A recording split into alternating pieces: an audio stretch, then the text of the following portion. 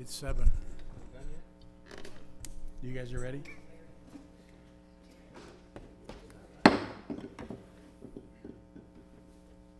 Good evening, and welcome to this regular meeting of the Helotes City Council.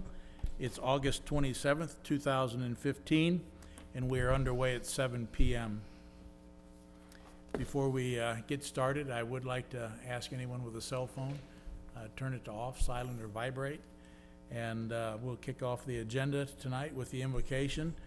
Tonight, Council Member Paul Fredericks will do the invocation for us. Then we'll have the pledges to the American and Texas flag. So if you would please rise for the invocation and pledges.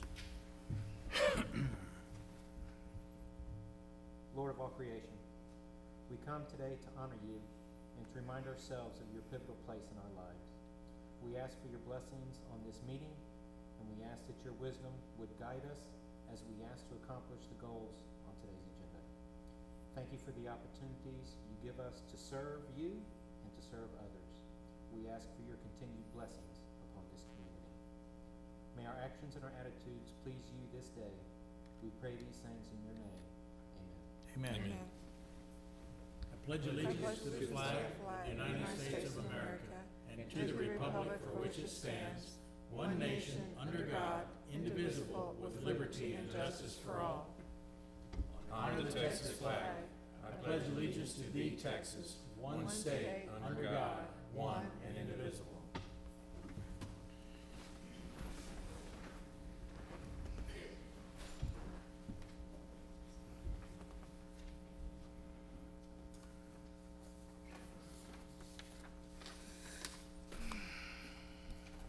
Okay, next we have a proclamation.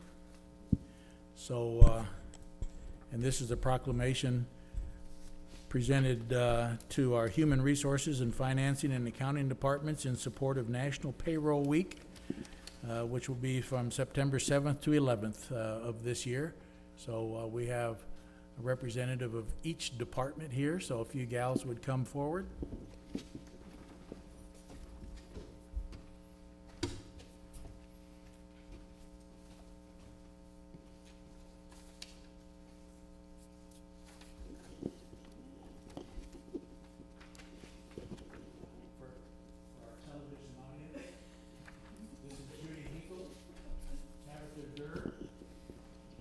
This proclamation.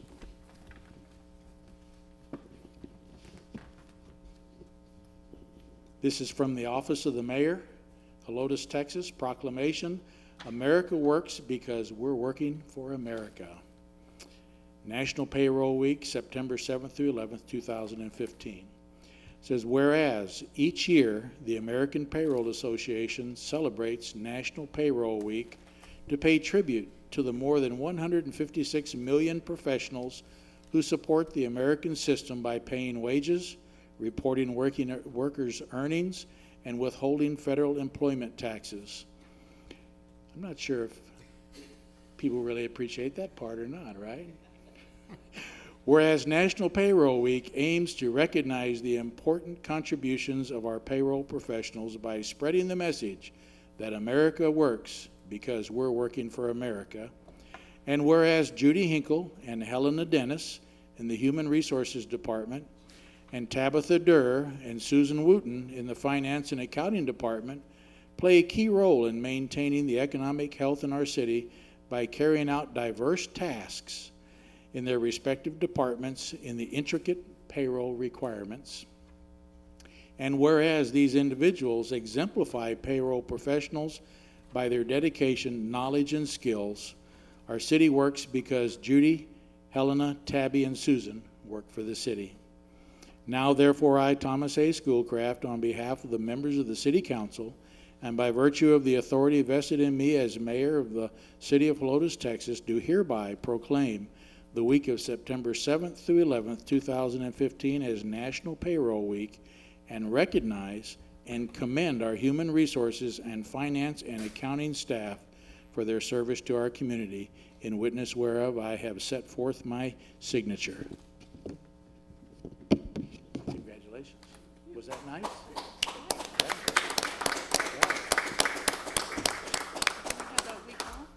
No.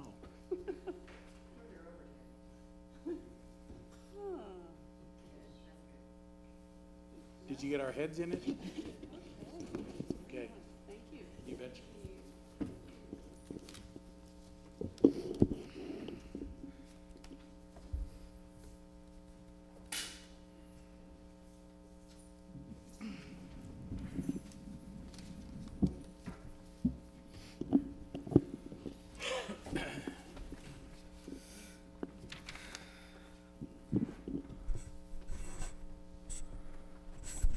Okay, next up, we have public hearings.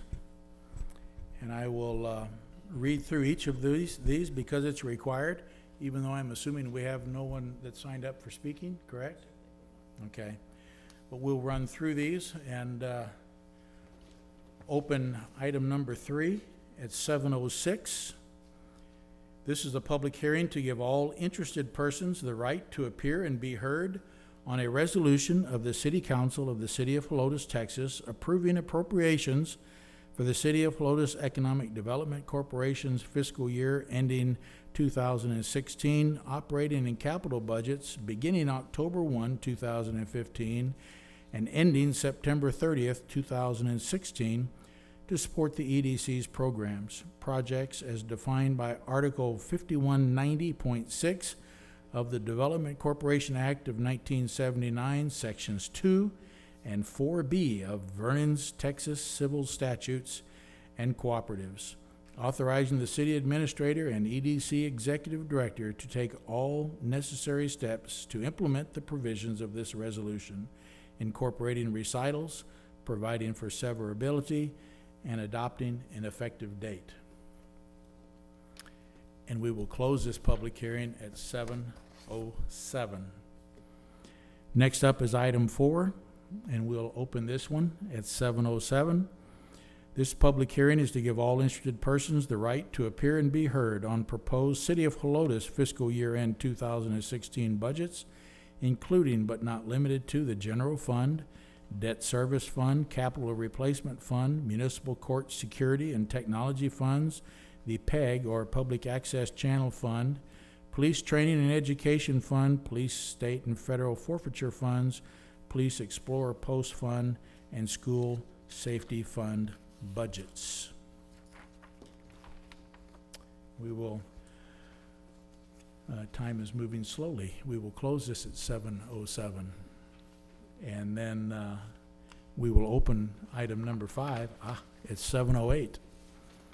And this public hearing is to give all interested persons the right to appear and be heard on the adoption of the proposed tax year 2015 ad valorem property tax rate. And we will close this third one, item number 5, at 7:08. Next on our agenda is citizens to be heard. We have no citizens here, no staff or anybody signed up, so we'll go on to our consent agenda. Tonight we have items 7 through 10. And so at this time I would ask council, are there any questions or any requests to pull any of the items 7 through 10? I have just a correction on the minutes. Okay. Page, quite long, isn't it? 1, 2, 3, 4. I think it's page 5.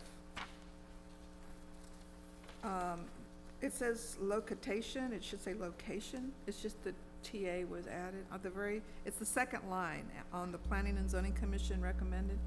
Do you see the second line? Grace, you got it? Yes. That's Okay. it. That's all. Okay. So make note that when you make the motion, please include that one change in the minutes as part of the motion that pertains to approval of the minutes. So any request to pull an item? No? So then I would ask for a motion and a second to approve consent agenda items 7 through 10, including the change of correction of the typo that was just given by Councilmember Massey to Grace Temez. Mr. Mayor, I move that we approve consent agenda items 7 through 10 with the typo correction on the minutes on page 5, item 7. Okay, we have a second? Second. Okay, we have a motion from Massey, a second from Villanueva. No discussion on this, so all in favor say aye. Aye. Opposed say no. Motion carries. Consent agenda items 7 through 10 are hereby approved.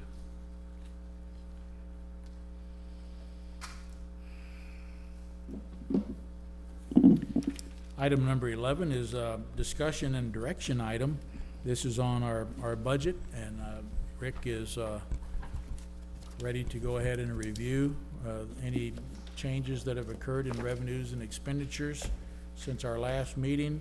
And then after that, we will have a discussion period as required from you folks, and your questions that might come up from his presentation. So Rick, you're up. Good evening. Thank you, Mayor. I'm going to walk you through the documents that were included in your council packets, and as the mayor said, notate what has changed from the last iteration or from the last budget that was presented to you. The first document is a change to the actual budget document itself. If you remember or recall correctly, I mentioned that I had negated to include certified ambulance coder in the document. It was in the salary chart, but it wasn't in the document itself for certification pay, and so we have added that to the document. The second document that was included within your packets was the revised salary chart. The reason that this is revised is threefold. Number one, and I've actually included, changed the color of the text associated with that. Number one is health insurance. Health insurance through the Humana plans that we have begun to switch to have actually increased $147.84 annually per person. We originally were looking at the TML plan, and so we had budgeted for that TML plan, but when Barbie Crandall, and she'll be here shortly, spoke to us about some of the issues that going to the TML plan would cause, not only internally for people who oversee those plans, accounting and human resources, but also some of the hassles that staff would have to go through if we switched to TML. Rather than Humana, we opted to go for the Humana plans. So that was a change of $147.84 per person per year. The vision and dental insurance plans decreased by $15.48 per annually, so a slight decrease there. So those were the only two changes, other than under the fire department, Jason Birdie's salary was originally included here in error. There was a discrepancy of, I believe, $1,000 or $2,000 in there, and so we have corrected that for Jason Birdie, who is under the fire department in the salary chart. Going ahead now to the actual budget documents that were given to you. I do want to go, as I do every year, over the changes that occurred in the major component or the major fund components for each one. So I'm going to start with the general fund. The beginning fund balance actually for the subsequent year's budget increased by the projected is to increase by $175,000 from the 3.86 million to now it's 4.03 million. Going down the line items under revenues, the property tax revenue remains stable. Non-property taxes, which the vast majority of that includes sales taxes, decreased by $11,789. Franchise taxes, the next component, increased by $91,872. This is primarily due to an increase in electric franchise fee payments with the additional 1% added to customers' bills. Licenses and fees, which is the next component, decreased by approximately $24,000. Municipal court fines decreased by $20,000. Miscellaneous revenue decreased by $3,900. Fire department revenue decreased by $9,900, and designated revenues decreased by $2,900. Overall, and again, the majority of it is related to the CPS franchise fees, we're looking at an increase of revenues or expected revenues of $19,309 from what was presented at the last council meeting. Looking at the expenditures now within the general fund, and I'm gonna go through this quickly. City council expenditures declined by $149. Administrative expenditures increased by approximately $5,000. Dispatch expenditures decreased by $290. City secretary expenditures increased by $132. Municipal court expenditures decreased by $20,350. That's related to court fees, a recalculation or a projection of the court fees that we will have to pay the state. Human resources increased by $83. Development services decreased by $2,700. Animal control public works increased by $5,800. Buildings and grounds decreased by $8,143. Police department. The police department from last time increased by $19,300. And the fire department increased by $16,850 for both the police and fire. Well, let me finish. The EMS department increased by $3,708. So overall, because revenues increased by $19,309 to have a balanced budget, the expenditure side increased by the same amount. The general fund balance, again, at the end of the year, projected would increase by $175,000. Now, this fund balance is, again, the audited fund balance from this prior fiscal year, which does include the dispatch proprietary fund, the EMS proprietary fund. So that will decrease because of those liabilities, and it will decrease because of the liabilities associated with our retirement plan system. Basically, that just shows it on paper what the liability is for that retirement system. So next, going to the next tab, well, in my book, going to the next tab, it's the interest and sinking fund. The beginning fund balance for the interest and sinking fund decreased by $17, and revenues decreased by $16, expenditures decreased by $16, and overall the ending fund balance decreased by $17. So relatively minor changes within the interest and sinking fund. Under the capital replacement fund budget, again, these are minor. The beginning fund balance increased by $3,930. Revenues decreased by $134, and expenditures decreased by approximately $4,000.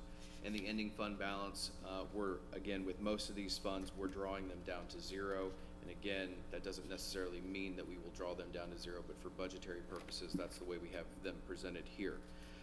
Again, you will notice within the capital replacement fund, as I mentioned to you earlier or during the last council meeting, you'll see that it shows that we're in the hole $111,000. Again, that is related to accounting. It's basically it's related to an accounting irregularity that we have not yet figured out. We know that when we commingled the capital account, that certain monies were not allocated correctly to certain, basically between the EDC and the city, and so we continue to look at that. The money is there, it's in CDs, but it is not in our accounting system. But as I said earlier, we will have that corrected, working with our auditors before you adopt the budget on September 24th. The municipal court security and technology funds. The beginning fund balance of the security fund decreased by $616, and total revenues decreased by approximately $650. Expenditures for the security fund decreased by $1,267, and we're drawing that account down to zero. Under technology, beginning fund balance decreased by $440. The revenues decreased by $870, and the expenditures decreased by $1,310. Again, we're drawing that fund down to zero. PEG is the next fund. Those revisions under the beginning fund balance, that it is projected to actually increase by $3,985 over the last time we presented to council. Revenues are expected to increase $3,660 over the last submission to council. Under expenditures, expenditures increased $7,600, and the ending funding balance, again, is being drawn down to 0. The next budget I have is police training and education.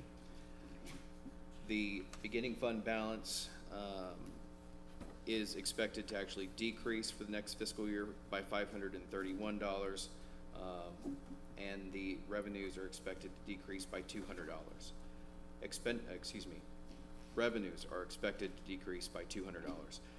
Expenditures declined by $730, and the balance of 0 remains the same at the end of next fiscal year. School safety and fund budgets. The beginning fund balance is expected to increase by $1,130, and revenues were increased by $16, and expenditures were increased by $1,146, and again, we're drawing that fund down to 0. The final 3 budgets are the Police Department Explorer Post Fund and the Police Department seizure funds for both state and federal seizures. Those funds remained the same. There were no changes in those documents. We do have, I believe I heard her behind me, we do have Barbie Crandall here. And we asked her to come to explain the differences in the healthcare plans that we had from this current fiscal year to next fiscal year. And so I will defer to her unless there are any questions from council or mayor. We'll hold up on that and let Barbie. Are you ready? I'm ready. Okay. If you have any ability to stop the world. Any what? Well, I could use some time. I don't have a thumb drive, I just printed it. I'll pass it that way. Okay. And, you know what, can I get my glasses? It's, the old eyes aren't what they used to be.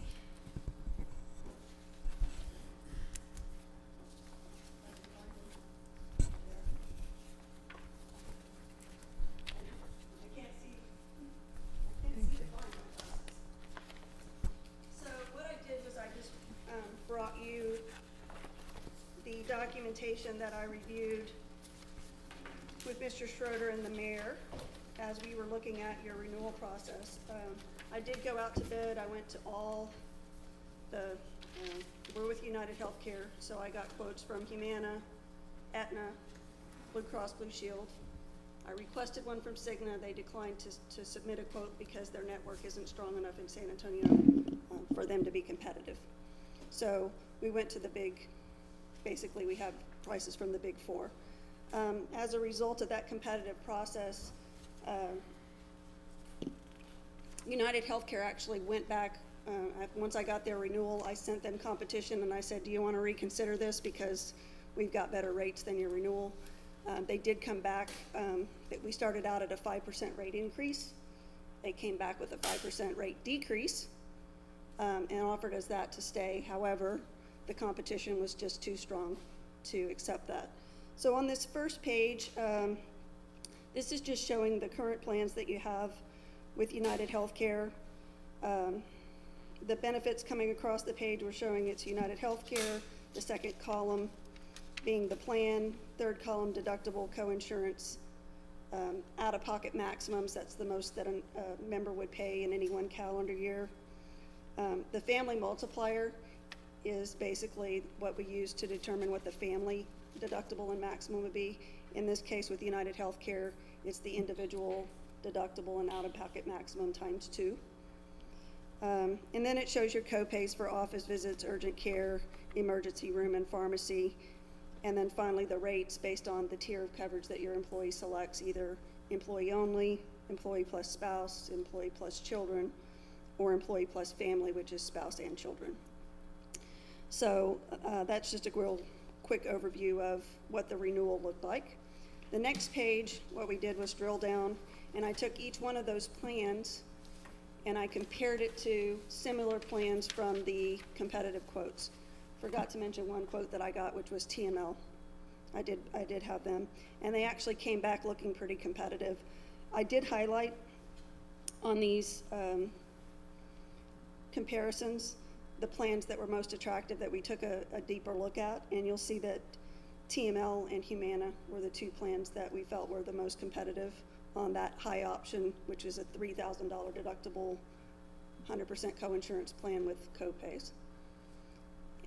If you have any questions any time through this, stop me. I know that I talk insurance lingo and think that everybody understands me, but Sure. if you have any questions about that, stop.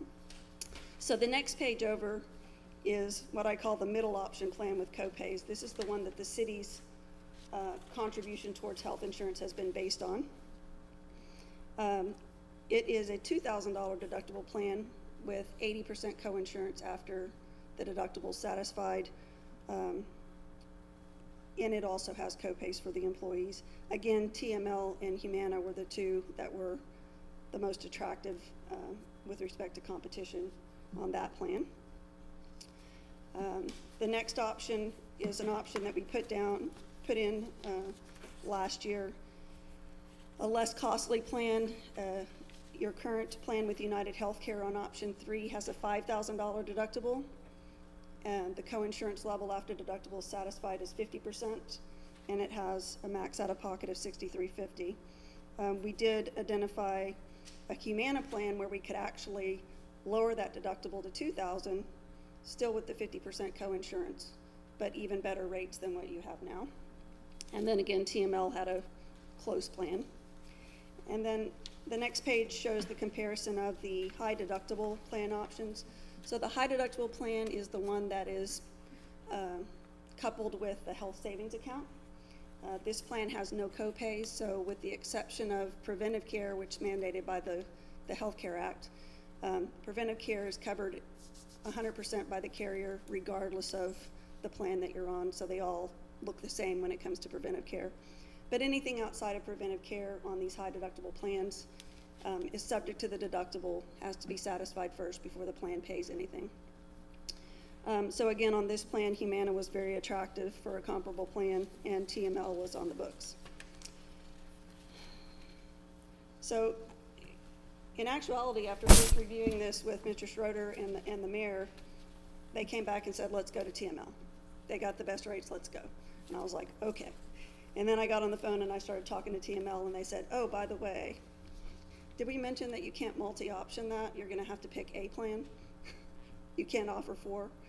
And did we mention this? And we didn't. Anyway, we ran into a couple of obstacles with that. The other obstacle that I ran into when I did a comparison looking at the dependent rates was, even though the TML rates were very attractive on the employee-only cost, they were not attractive at all when we looked at the dependent cost. So while the city would be saving money, your employees who were covering dependents were going to be paying a considerable amount more than what they're paying now. So on this next spreadsheet, I basically have shown you. Barbie, if you could, explain to council the numbers at the head of each column. Sure. As being how many employees we have on each of these plans. Correct. So on this spreadsheet, what I did was I put the suite of plans that we were talking about. United Healthcare's current plans are listed, the renewal plans are listed, and then at the bottom, the recommendation for the Humana plans. The monthly premium column is divided into, you'll see EO, ES, EC, and EF. That means employee only, employee plus spouse, employee plus children, employee plus family. And the numbers right below that indicate the number of employees who are enrolled in those tiers. So the vast majority of your employees have employee-only coverage. You have about 14 employees who are covering dependents. 10 of them are just covering their kids. I mean, that's a pretty big percentage of your group. Thank you. Sure. So as we looked at this, I compared monthly premium, and then I compared the monthly cost to the employee using the city contribution on being 100% of the employee-only cost on the second option plan, okay? Those are all highlighted in yellow. And then in the next section of columns, I showed you what the difference is or how that impacts the employee. So right now the city is paying $366.47 per month per employee. With Humana, we're able to lower that to $327.15, a considerable savings for the city. But if you see all the red, we're able to save the employees on their cost as well. And when we're looking at family coverage, we're looking at anywhere from $98 to $110 a month in savings with these Humana plans. So That's the employee's cost. that's the employee's cost. So I felt that the savings were pretty significant. I mean, the savings on remaining with United Healthcare were there as well, just not as strong as the savings that we got with Humana. And last year when we left Humana, we didn't leave because we were unhappy with the coverage or anything. We left because we got a really, 2 years in a row, we got a really bad rate increase, and United Healthcare was willing to take a chance on us, and we moved. And I'm happy to say that our claims experience improved significantly. So that left us with a lot more options when we looked at it again this year.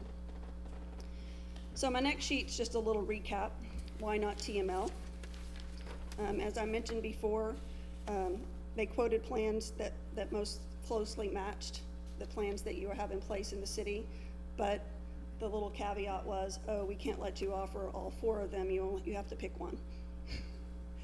They do have a suite of 8 plans that they offer as a multi-choice option, but the benefit designs really weren't attractive. There was only one plan, and it was the most expensive one, that even had a copay for a doctor's office visit. So that was one of the reasons why we didn't look at them. The other one being that the dependent rates were not attractive for your employees. So why did we pick Humana? They had plans that very closely matched the plans that you currently have with United Healthcare. We even had an opportunity, like I said, on that option 3 plan to lower the deductible for the employee by $3,000 and still pay less in premium. The rates were attractive not only for the city, but also for your employees who are covering their dependents. Things that we get back is we get back that really strong wellness program with Humana Vitality, so your employees will be able to, again, engage in that program and get rewarded for their healthy lifestyles. White Glove House Call Health is a benefit that we had with Humana that we lost going to United Healthcare, and that's a service that literally will send a physician's assistant or a nurse practitioner. You call in not 24 hours a day. They're available 8 a.m. to 8 p.m., 7 days a week. They can come see you at your home. They can come see you at work. I've used them sometimes if I have, kind of like I know that I'm coming down with a sinus infection and I need to get some antibiotics, but I don't have a half a day to sit in the doctor's office and wait to be seen. I'll give them a call. We'll set a time. They drop by my office. I spend 15 minutes with them. They give me some antibiotics. They're on your way, and I'm back to work. So Cool. it's a super benefit. I think your employees really enjoyed it. And then also, moving back to Humana, we now again have medical, dental, and vision bundled with the same carrier. So that's easier from an administrative standpoint for your staff to manage bills, to manage enrollment, to manage all the things that are associated with maintaining the plans. It's easier for your employees. They have a single login on a single website where they can view their benefits for all 3. So I think that that's an advantage as well. Barbie, would you take just a couple of minutes and, for council's benefit, review the Vitality program and why that's important? And you had mentioned to us earlier that there have been changes to where it's no longer required to have a certain number of employees before they can kick in with that benefit. It's now Right. individuals. Could you just cover that Absolutely. so council will So the understand Humana, that? the Vitality program assigns like a medal level to the employees who are engaged in that program. On October 1, everybody will start out at blue status. The next levels are bronze, silver, gold, and platinum.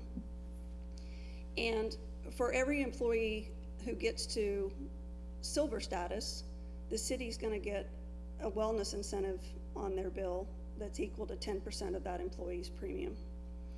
So, and that happens, the first time that we did Vitality, we had to get a certain percentage of the total population to get a discount. And in this case, I think we got 20%, and so we got the total rates discounted by 2%.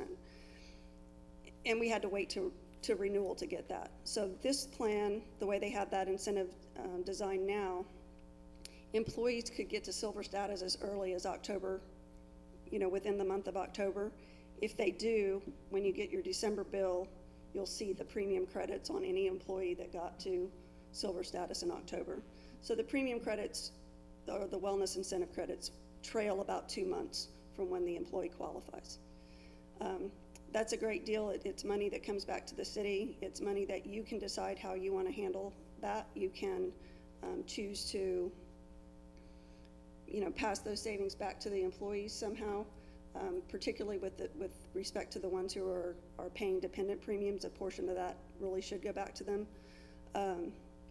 But the city's savings, you can take that money, and as long as you use it to provide a benefit to the employees, then that you can't just take it and stick it in your general fund. You have to put it somewhere where where you're using it as a benefit to the employees. Maybe having a health fair, or bringing in somebody to do health screenings, things like that. But anyway, that's another advantage, that not only are we saving money going to Humana, but there's potential to save even more if the employees again engage in the wellness program. Thanks. You're welcome. There's a few really competitive ladies over that were really excited to have Humana Vitality back. So I think you had a couple in your group that had gotten all the way to platinum status before we left, so they were excited. Okay, these next 2 pages are just showing you what we looked at with respect to dental and vision. Again, we did a little wheeling and dealing with Humana. Their initial dental rate increase came in at 9.47%. I went back to them and said, hey, if I bring you the medical, can you give me a rate pass? And they said, well, can't give you a rate pass, but I can take 5% off. And so we got the dental increase down to only 4%. So we decided decision was made to stay with Humana on dental. And then the Humana vision rates went up a bit, but they were still much better than the competition that we looked at. So the decision was made to keep that with Humana as well. And then finally, the last piece of the employee benefit package is your life and AD&D and disability. And that coverage is with the standard. And the standard came back and gave us a renewal with no rate increase. And highlighted in yellow, you'll see that they're guaranteeing those rates for 3 years through October 1st of 2018. So that was super attractive. And one of the special things about your group is you have an extremely high percentage of employees that are first responders. And when you have disability coverage, the insurance carriers run from that. And so literally, the standard is the only insurance carrier that I can get to quote disability coverage on a group that has, I think you have almost 70% of your employees are either police or fire, and nobody else will touch it. So I love the fact that that they're being reasonable and fair, and gave you no rate increase, guaranteed the rates for 3 years. As far as I know, we've had great service when we have a claim, so I think Yeah, it's been well, a good deal. our claim history's You pretty have low to virtually no claim non-existent, history. yeah. Trust me, I'm always telling the carriers, why are you saying this? This group has never had a claim. Oh, police and fire, we're scared of that. So I guess the possibility. One of the great things that the standard does have that is actually an additional benefit for your first responders is, they have the life benefit of $50,000. If their death is accidental, that's an additional $50,000 paid to their beneficiary. But for your first responders, they also have a line of duty benefit, which is an additional $50,000. So if they were to die in the line of duty, then that's another $50,000 that would go to their beneficiary. Hope that never happens, but what a great thing for their family if it did. I would like to thank you for your negotiating prowess in this. It sounds like you, if nothing else, saved us money all the way across the board, so we appreciate it. That's why we're here. Our plan is to make sure that you pay us as little as possible every year, and if we do that, we hope to be around for a lot more years. Let me see if council has any questions for you. Okay. I know I have one over here, so we'll start with Bert. Thank you, I didn't mean to interrupt. That's On- okay. On the life insurance, it says these rates are guaranteed until October of 2018. Does that mean that we have to use them every year? We signing a contract? No? Nope, there's no contract. They're just saying they're not gonna give us, we won't see another rate increase, or we Really? won't see a renewal letter from them. We can leave next year if we want to. And keeping in mind, they're about the only ones that will And, but they're step the up. only ones that will write, so unless you decide to not offer your employees disability coverage anymore, or unless you're gonna go out and hire about 50 people in admin or public works or something to balance out that, It's percentage. pretty notable that they are sticking with the rate, first of Yeah. all, and then giving it to us for 3 years. Well, and I think that that's just, you know, since I've been here, we may have had one short-term disability claim or two. I know that we haven't had any life claims, we haven't had any long-term disability claims, so they're looking at your track record. The history? Yep. Very good. Any more, Bert? No. Cynthia, anything from you? Another thing I just want to let you know is that Crandall and Associates, I think we mentioned this at the last council meeting we were here, but we purchased a license to this software for an online enrollment platform. And that has been built out for your employees, and in the current enrollment process, they are actually, instead of me giving them a bunch of paper, I gave them one sheet of paper with a website to log into, and they're actually completing their enrollments online. I'd love to demo the website to let you see what the employee's experience looks like if you have the time, or if not, I can come back some other time. Tonight? Yeah, I You can can do it. do that now? I'd be happy to. Okay, let me see if anybody else has any questions. Have you got that set up? Sorry, it just takes a second. That's Can okay. you log into crandallandassociates.com? Ed, any questions from you? Paul? No, sir. Alex? Yes, Mr. Mayor, thank you. I have a question. It's not on this because I appreciate all the work that you've done, and I think our employees will as well, as we get back to where we had been for a long time. They're used to it, and now also with the better premium than we had last year. My question is really more, and I'm not asking you to predict the future, but there's been some news recently that some of the major insurance carriers are going to start either one taking over the other. In particular, I thought it was that Aetna was taking over Humana, and then a week later, I heard that one of the other top four was considering buying another. So the top four might become top two. And I'm curious what you anticipate that would do to our premium 2-3 years down the road as we move forward. You know, for a law that was supposed to be passed to create competition, it basically has done exactly the opposite. So you're right, Aetna has made an offer to buy Humana. Their major interest in Humana was their Medicare market. But nonetheless, they're gonna get the whole company, and as far as I know, Humana has accepted the offer. It still, I think, has not been approved by Humana's board. It still has to go through all the regulatory agencies to be approved, to make sure that, you know, we're not creating a monopoly, I guess. They don't anticipate the sale to close, if it happens, until mid-2016. Until then, obviously the companies are going to continue operating as separate companies.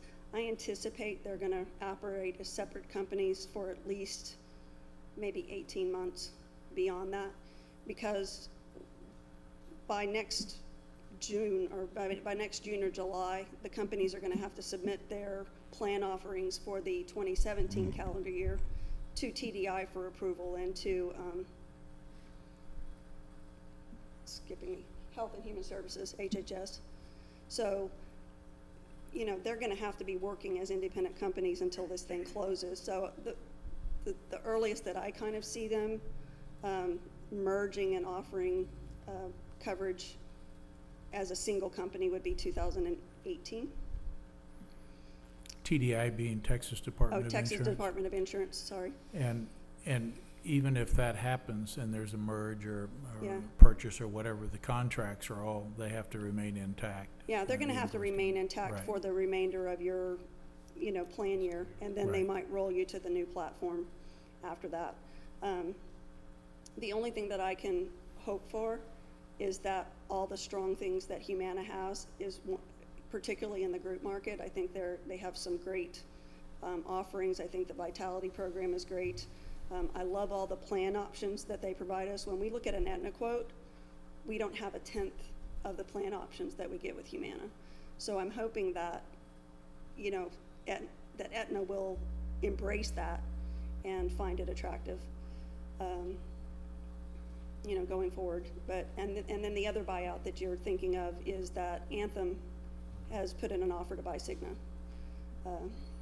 So those are two companies. Well, Cigna's has a presence in Texas, but not a strong presence in San Antonio, and Anthem is an East Coast company. When something like that happens with Humana having a bunch of plans and Aetna maybe a tenth of those, is there any possibility for brokers such as yourselves to get a hold of the companies and say, hey, these are the things you need to really Well, keep? we give them our feedback all the time, whether they want it or not. Yeah, okay, good. I'm not good. sure that they, you know, of course, we're feeding back to Yeah, but you the guys sales are the reps. ones selling it out there, so Exactly, exactly. surely they would So- listen to something that you're saying. Yeah, we would hope so. But Okay. again, you know, Okay. who knows? Any other questions? Thank you for your response. Any other? No problem. Okay, then log on and All right. do your thing. Oh, man, I can do it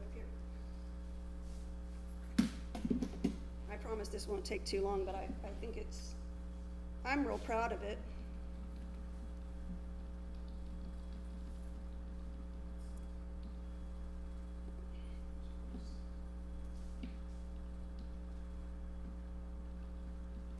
I wasn't being.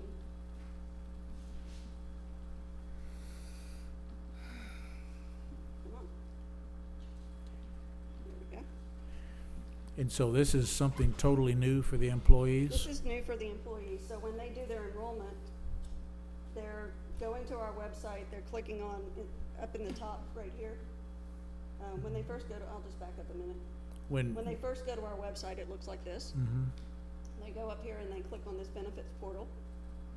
And the first thing that they have to do is the new user registration. They'll go through that process, but for the sake of time, that's kind of boring, so I'll just show you what the website looks like. And what was the response? Was it something they thought was good?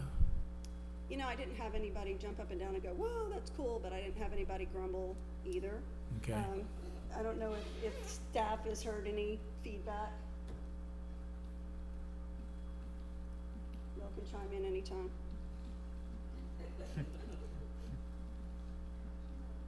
I'm not sure Judy loves me, but she will.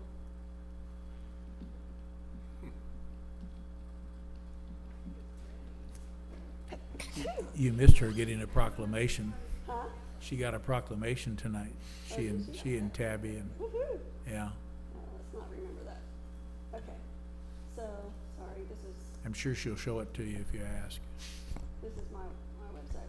So Judy and Tabby and Helena are all set up as HR users, and this is what their screen looks like when they come in. And of course, they can look at all the employees and manage an employee from this screen. But we're just gonna look at our demo employee, Homer Simpson. I was gonna use George Jetson, but I was afraid the younger set wouldn't even know what I was talking about. So I went with Homer.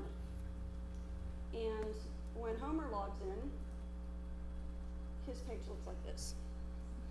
So I don't know that you have a lot of Spanish-only speaking employees here, but a really cool thing for our purposes is that if you do have employees that communicate better in Spanish, all you have to do is go up there and click on look. Don't tell me I did that. Sorry. That was supposed to look really cool. All you do is click up there and the whole website changes to Spanish, if you're doing it right. I won't make that mistake again, I apologize. You remind me of me on the computer. That's never happened before. I find don't it- know if it's I find maybe a every security glitch that setting. you can find.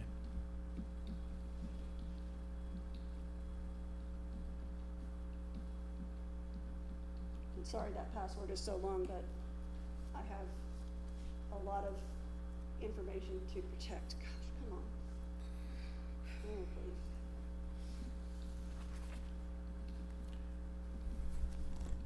And like you say, we'll take your word for it that it changes to Spanish, so. Yes, we won't look at Yeah. that again.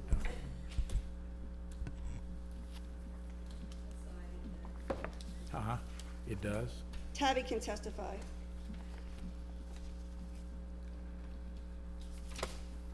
That works out really great for some of our employees or employers. That is not invalid. Take a deep breath. We have plenty of time. Thank you. Sometimes I wish that password was shorter now.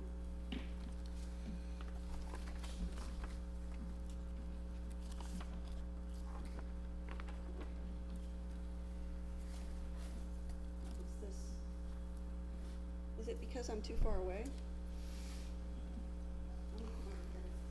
Just for a minute.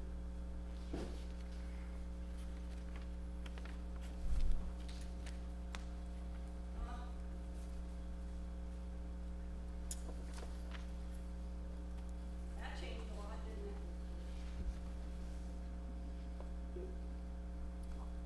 Okay, so let's go back to Homer. Helotes.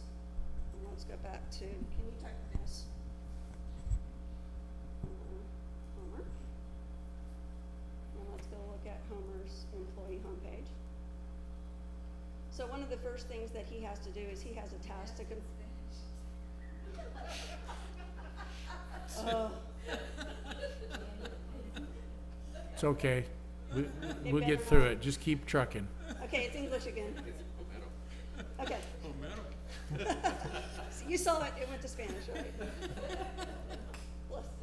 Okay, so one of the things that we need the employees to do, because we're dealing with electronic media, is they first need to go and sign this consent to electronic signature consent. You'll notice that because I'm logged in as the agent or as HR, it won't let me sign for Homer. Only Homer logged in as Homer can agree to that. So the next thing that he's gonna do, actually I've already been in his benefits, but had I not been, this would say start benefits. So there's two places that they can enter the enrollment process, either here or down here. And it also gives him the time limit. He has 12 days to make his selections. We're gonna close the portal at midnight on September the 8th. So the first screen that he's gonna see when he gets in there is just his personal information. This is where we just want them to verify their address and that everything's correct, and if they're happy with that, they just save and continue. The next screen is where they can verify their dependents that are in the system, or if they need to add a dependent, they can just click right here, and they can enter that new dependent's information and add them to the system.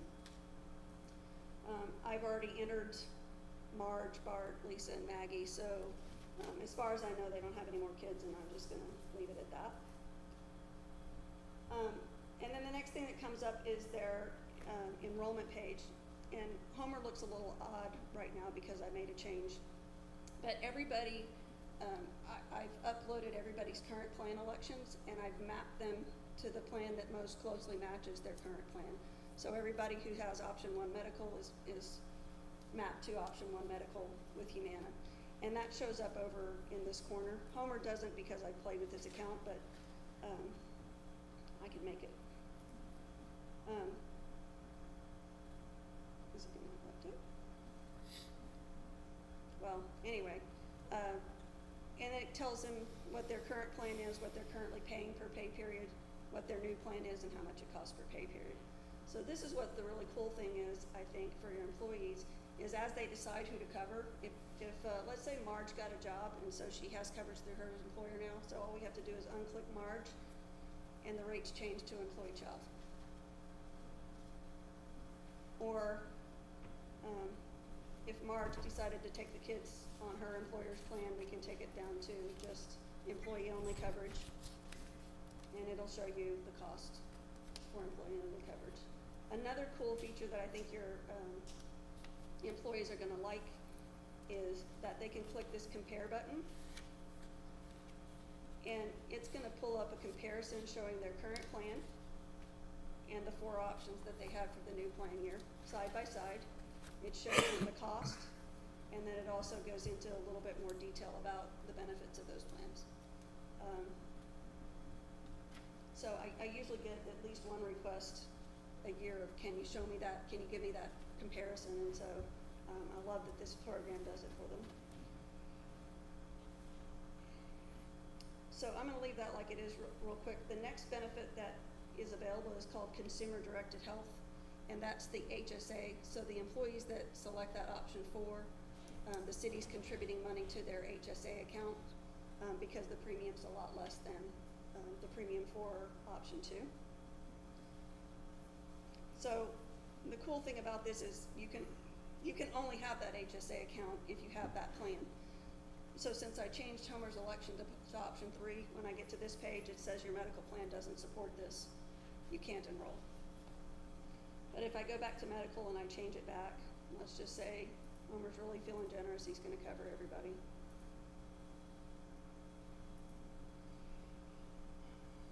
And now we're going to say he wants to try this plan.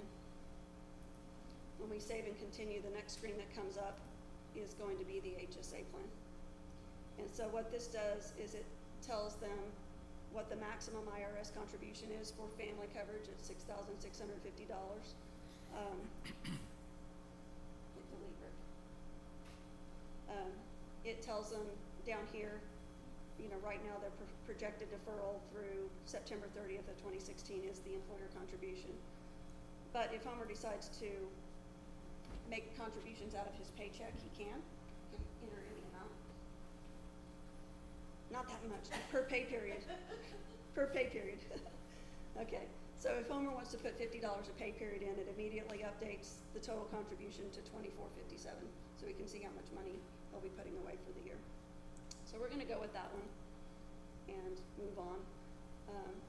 Next is dental. Of course, there's only one option, so you know he can play around up here with who he wants to cover, and then just move on. Same thing for vision. The next one is voluntary. This is where it tells them about their city provided life insurance, the $50,000 policy. And it's actually one-time salary, so anybody that has earnings greater than that would have a higher benefit. $50,000 is the minimum benefit. So one of the things here that I did was I made it mandatory that they enter their beneficiaries. So through this process, they had to put the beneficiaries into the system, so we have those recorded and updated. The next section is voluntary life. And so last year, you can see Homer declined that benefit, but this year he's decided that he wants to have some coverage. And this little green dot, you can just move across the screen, and as you move it to a different level of coverage, the premium changes because we have the rate tables loaded. So it'll tell them exactly what that level of coverage is going to cost. So in this case, Homer wants $100,000. It's going to cost him $18.10 a pay period. He also wants to take out coverage for Marge. The maximum that he can take out for Marge is either $150,000 or 100% of what he elects for himself. So the most he can do for Marge is $100,000. And Marge's premium would also be $18.10. And then he's going to cover Bart, Lisa, and Maggie $10,000 per child. It's going to cost him a whopping 45 cents a pay period. Pretty good deal, right? So he's made that election. This is just reviewing the short-term disability benefit. Homer, based on his salary, his weekly short-term disability benefit would be $480. He pays nothing for it. Long-term disability, his monthly long-term disability benefit would be $2,080. He pays nothing for it. Then it takes you to the screen where they're going to designate their beneficiaries. I've already set this up with Marge being the primary and the kids being the secondary. And that was for the basic life. This is now for the voluntary life. And then the next screen that pops up is an evidence of insurability form. This pops up because Homer's now requested life insurance that is not guaranteed issue. He's going to have to fill out medical questions on everybody to get approved for coverage. So this is super easy for the employees. They just click on this link. It actually takes them out to the standard website where they will enter all their information and submit it online. I strongly encourage them, even if they do the paper process, we want them to fill out those medical questions on the form and mail it directly to Standard at the address on the form, because we don't want their personal medical information coming back to HR or anybody in the, we want it to be very confidential between the employee and the insurance carrier. So, once they've acknowledged that they know they need to do that, they can continue. This next screen is going to give them a summary of what they've elected. And down here at the bottom, there's stuff that's in italics is stuff that's pending. So it's not included in their total cost per pay period at this time because we won't start those deductions until we get underwriting approval to get that done. Down here at the bottom, it's going to list all the dependents and what benefits they're covered under. It's going to give them a summary of their health savings account. And they can print this for their records if they'd like to. And then the last thing they'll do is say, yep, I agree, that's what I want. They're going to click accept. This one already says done because I did it before. So we're done, and the enrollment's done. The other cool thing about this is, from my perspective, and also for Judy, we can click on this reports tab, and I can scroll down here and look at the open enrollment report. And we are 2 days into open enrollment. I have 43 employees that haven't started their enrollment. I have 6 in progress, and I have 11 complete. And I can drill in and find out who those people are if I want to. So, I don't know. I think it's a cool system. Yeah, it is. So, that's basically it. I have a couple of questions on this white glove house call health. I think that sounds like a really good feature of this plan. I'm just curious, is that only on the employee, or if they have family, spouse, or kids? It's on Any person anyone? who is insured by Humana, whether it's on a group plan or an individual plan, has access to white